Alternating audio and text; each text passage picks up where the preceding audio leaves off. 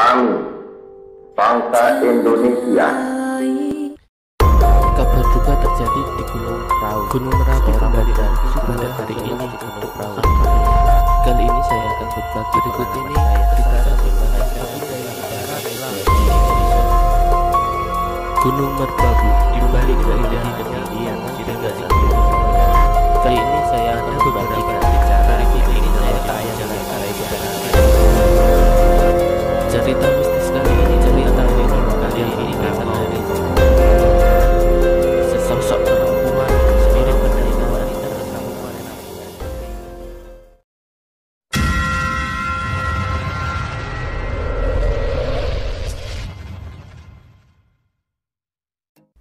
Kali ini saya akan membagikan sebuah cerita saya melakukan pendakian ke Gunung Prau via Wates. Basecamp Wates sendiri terletak di Kabupaten Temanggung, 5 jam lebih 30 menit dari tempat saya tinggal. Saya tiba di basecamp sudah pukul 10 malam.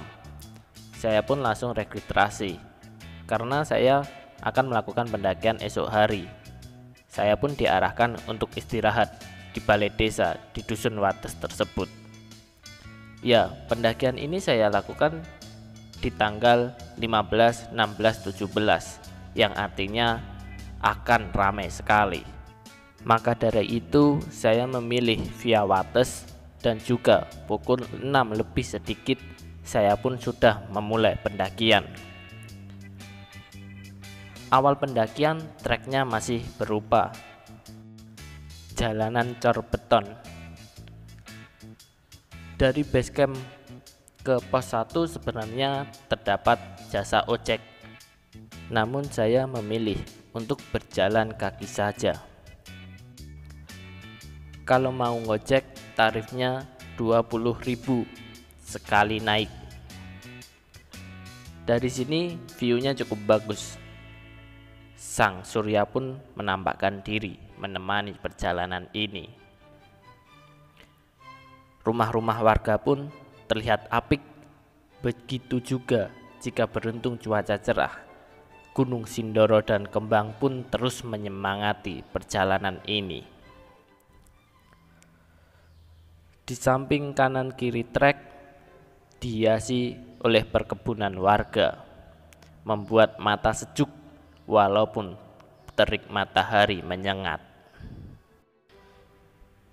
Pendakian ini saya lakukan bersama teman saya. Jika mau lihat orangnya nanti di belakang.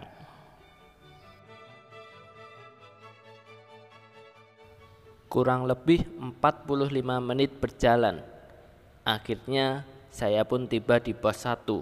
Begitu juga gerbang pendakian masuk rimba. Di pos 1 ini pun terdapat beberapa tenda orang yang akan naik di hari itu juga. Semalam mereka tidak kebagian tempat di balai desa. Akhirnya mereka memutuskan untuk naik di pos 1 dan bermalam di situ.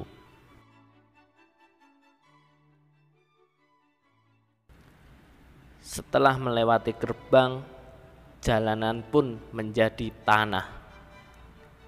Tetapi sinar matahari tidak begitu menyengat karena rimbunnya pepohonan. Terlebih semalam hujan ringan hingga membuat trek basah namun tidak licin. Suasana seperti inilah yang saya dambakan ketika mendaki. Untuk treknya sendiri kurang lebih samalah seperti via Patak Banteng. Dihiasi dengan akar-akar pohon yang kelihatan di sana dan di sini. Gunung Prau sendiri memiliki ketinggian kurang lebih 2.565 meter di atas permukaan laut. Terletak di dataran tinggi Dieng. Gunung Prau sendiri merupakan tapak batas antara 3 kabupaten yaitu Kabupaten Batang, Kabupaten Kendal, dan Kabupaten Wonosobo. Puncak Gunung Prau merupakan padang rumput luas yang memanjang dari barat ke timur. Bukit-bukit kecil dan sabana dengan sedikit pepohonan dapat kita jumpai di puncaknya. Setelah berjalan sekian menit, akhirnya kita tiba di pos 2, pos Cemaran. Jangan lupa selalu pakai masker ya. Berhubung suasana sepi, hanya ada aku dan teman saya pun tidak memakai masker. Ya, kalau trekking pakai masker itu sulit sekali untuk bernafas. Setelah beristirahat sejenak dan mengatur nafas, saya pun melanjutkan perjalanan menuju pos 3. Perjalanan dari pos 2 ke pos 3 pun sama seperti pos 1 ke pos 2. Treknya berupa tanah. Kenaikan tidak begitu curang. Akar-akar pun menghiasi perjalanan. Di tengah perjalanan antara pos 2 ke pos 3 terdapat tanaman suropati. Ya, saya sendiri setuju sih kenapa disebut dengan taman. Ya karena suasana di situ sangat sejuk, asri, rindang, hidup, berhubung sepi seperti milik taman sendiri. Oh ya, untuk ketinggian Gunung Prau ada juga yang menyebutkan berketinggian 2.590 meter di atas permukaan laut. Tanpa terasa karena tanjakan tidak begitu menanjak, akhirnya kita tiba di pos 3. Kondisi di pos 3 sedikit ramai. Pos 3 juga recommended jika kalian sudah kecapean. Nah, itu yang di belakang teman yang menemani perjalanan ini. Salah satu seorang fucek boy di kampusnya. Hati-hatilah jika mengenalnya.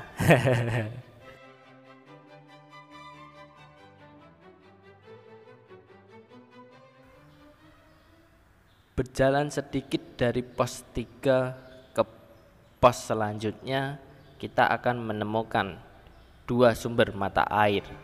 Yang pertama di sebelah sisi kanan terdapat pipa yang bisa disambungkan. Saya pun menyempatkan untuk mengisi kembali air untuk perbekalan menuju puncak dan juga sedikit membersihkan badan. Jika sudah menggunakannya, jangan lupa mengembalikan seperti semula. Ingat, kembalikan seperti semula. Kemudian perjalanan pun saya lanjutkan. Kurang lebih 10 menit kita akan tiba di pos mata air kedua di sebelah kiri jalur pendakian. Di mata air itu pun saya juga menyempatkan untuk membersihkan logistik saya, atau lebih tepatnya mencuci beras untuk dimasak dan untuk dimakan.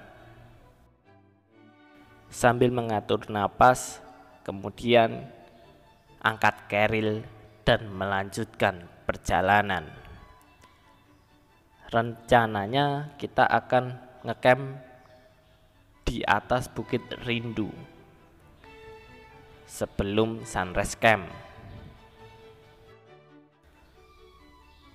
Jika kamu beruntung, pas waktu cuaca cerah, ada 5 gunung yang bisa kalian lihat langsung ketika menghadap ke arah timur, yaitu Gunung Sindoro, Gunung Sumbing, Gunung Merapi, Merbabu, dan juga Lawu. Bila kamu sejenak melihat ke arah barat, terlihat Gunung Slamet. Dari pos mata air yang kedua, perjalanan treknya terus menanjak namun tidak begitu curam. Tetapi bonus pun juga tidak ada. Sebelah kiri adalah tebing di mana di atasnya terdapat Bukit Rindu, tempat untuk ngecamp. Sebelah kanannya jurang.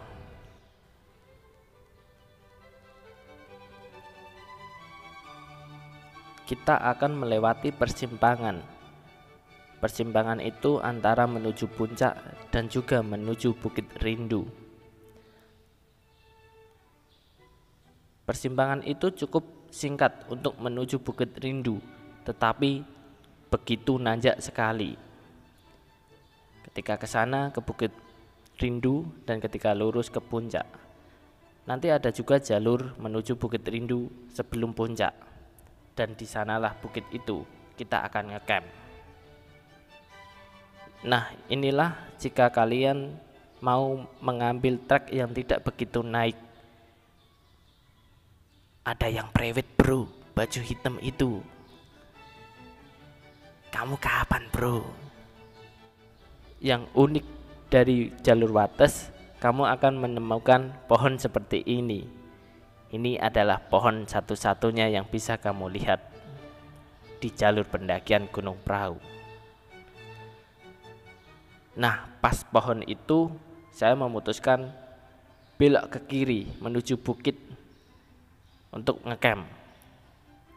Saya pun mencari tempat. Setelah mendapatkan tempat yang cukup datar dan saya rasa view-nya sangat indah, saya pun mendirikan tenda. Setelah itu memasak. Tak lupa untuk menyantapnya. Waktu itu kurang lebih jam 11 siang. Menu makan siangnya nasi dengan sambal pecel dan juga telur asin. Bayam dan tempenya ketinggalan.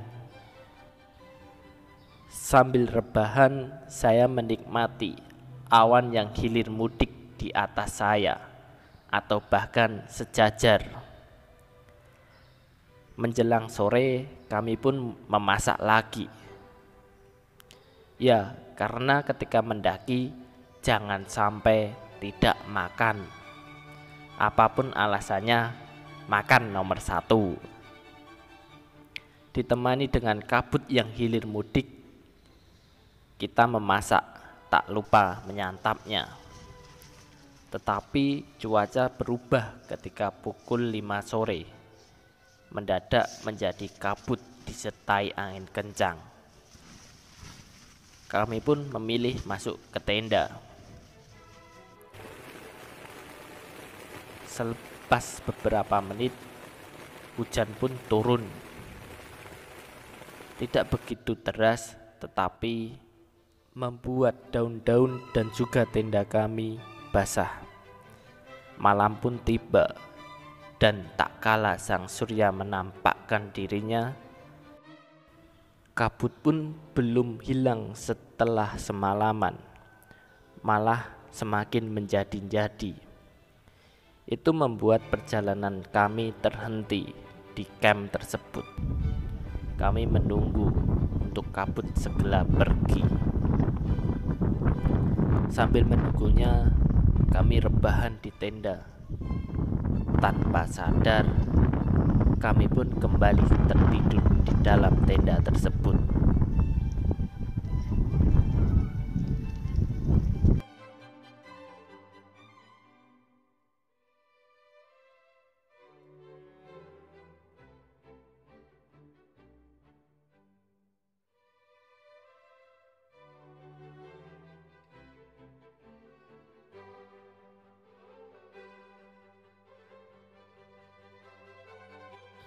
Kurang lebih jam 8 lebih sedikit, kami pun terbangun.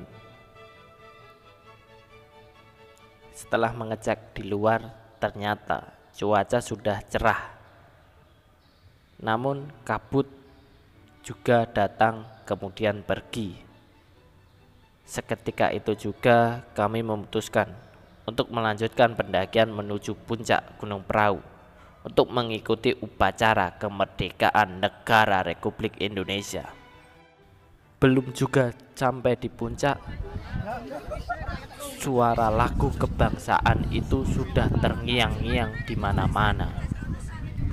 Dan sampai di puncak, wow, seperti pasar, sangat ramai sekali. Ya, saya rasa itu hal yang wajar. Terlebih tanggal 17 Agustus di tahun ini di hari Senin, yang artinya banyak sekali orang yang mendapatkan libur cukup lama. Bendera merah putih pun sudah berkibar dengan gagahnya di ketinggian 2565 meter itu. Saya pun tak lupa menghormati bendera itu, bentuk menghargai jasa para pahlawan. Setelah puas menikmati keindahan, kami pun balik kanan menuju tempat kami ngecamp. Sebenarnya selama perjalanan pemandangannya cukup indah. Hanya saja cuaca saat itu tidak begitu bersahabat kepada kami. Didominasi oleh kabut pada saat itu. Ya kurang lebih seperti inilah keindahan Gunung Prau via Wates itu.